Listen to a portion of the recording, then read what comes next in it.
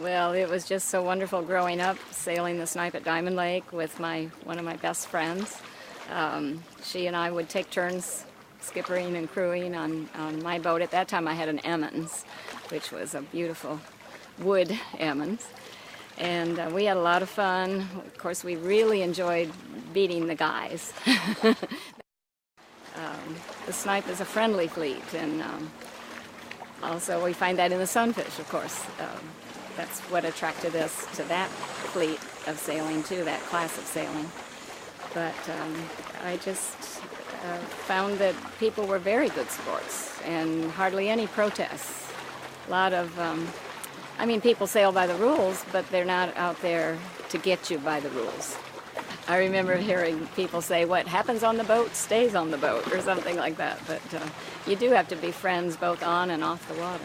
Well, I think as we were growing up sailing Snipes, we had examples of that sort of sportsmanship going on. I was at Diamond Lake, and we had Tom Worcester and Bud Leonard and Ron Francis, and people that went on sailing quite a long time and then have gone on to other classes as things changed at the lake. But I think we had good examples, and I think we can continue to be good examples for the young people that are coming up in the sport of sailing.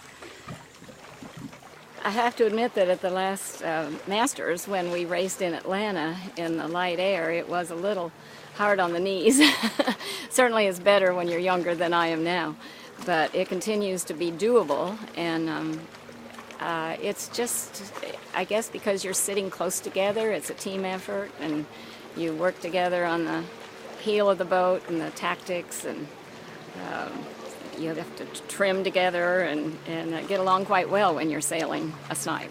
It's such a fun boat to sail, and especially we like it in light, shifty winds, because you get a lift and the boat just soars, and or if you get a big header, you can tack it in a jiffy. It's just a quick, very tactical boat.